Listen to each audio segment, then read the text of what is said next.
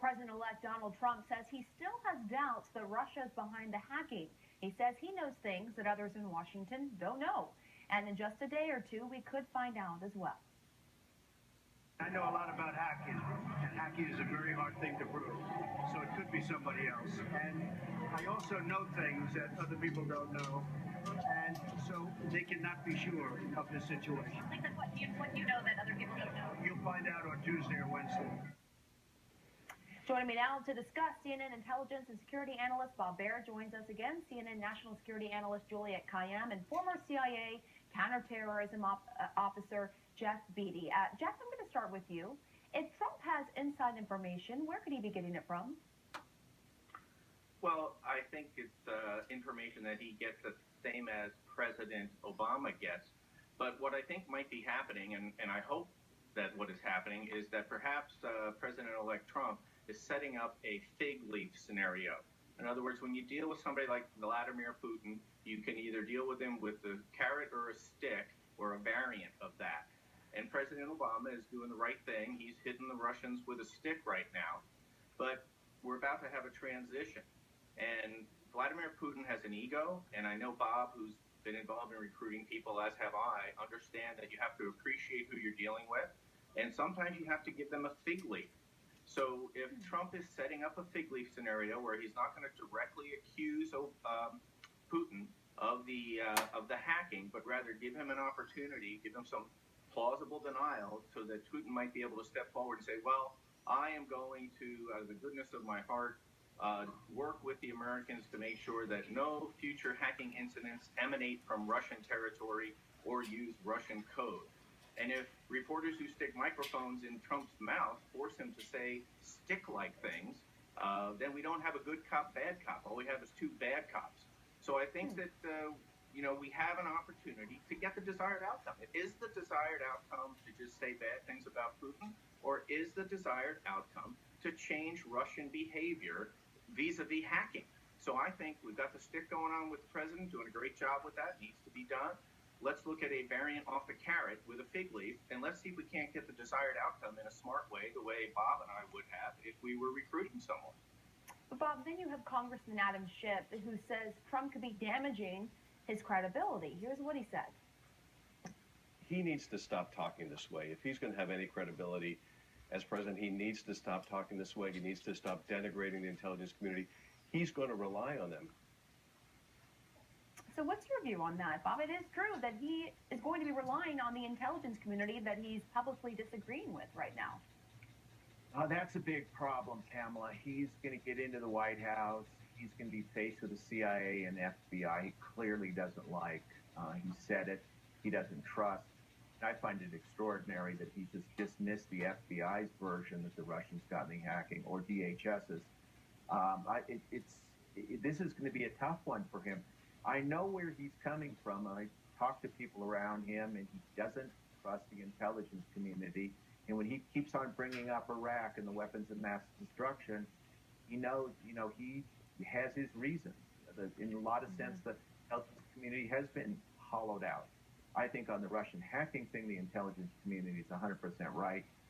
This is evidence that the FBI has brought forward. This is going to be a real circus when he gets into the White House, because he's going to have to rely on the intelligence community as one crisis after another comes up, and it's going to have to be very quick. And if that briefer he doesn't trust, and he has to go outside to people we don't even know who they are, that's going to be a problem. And Juliette, it is true that hacking attribution is rarely a slam dunk definitive case. It's hard to prove. How difficult is it, Juliette? It's actually not that hard. I mean, in other words, once you put the resources of the intelligence and law enforcement community, over 24 intelligence groups in the United States have confirmed that Russia was involved with the hacking. That is because cyber attacks leave footprints or fingerprints or something that can be traced back. The idea that we never know who's doing the harm is a really dangerous way to go forward when you think that cyber warfare is going to be conflict in the future. We have ways of knowing that it was North Korea with Sony, ways of knowing it's China with some of the cyber attacks they've done on the private sector and financial institutions. And we certainly should have confidence that the entire, let's just put this clear, the entire intelligence community says it's Russia. And if it's not Russia, right, this is the other thing that Trump is going to have to determine. If it's not Russia, right, and we all know it happened, who was it? Was it the 400-pound guy? Was it the Filipinos? I mean, who was it? And so I think we should just sort of step back and say, Trump's statement that we can never determine who has hacked is just factually incorrect. There are thousands of people who know how to do this and have clearly done it. What do you think about that, Jeff? Do you agree? I think we're missing the point.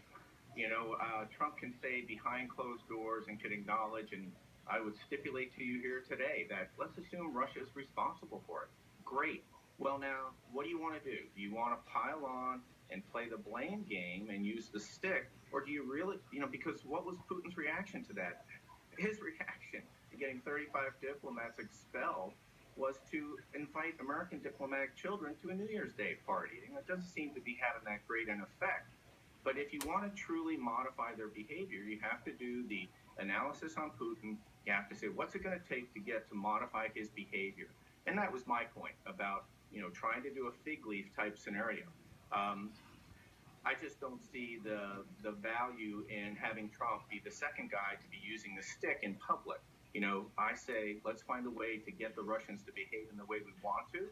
And I think that allows Putin to save a little bit of face going forward. And I wouldn't disagree with the importance of us knowing within government who's responsible for these things and letting them know by various means we have at our ability that we have tremendous capability in this realm. Wouldn't disagree with that at all. And when Juliet was in government, that was an important discussion to have within government. But in public opinion, I think that we have got to try to look at all of our options, not just the stick.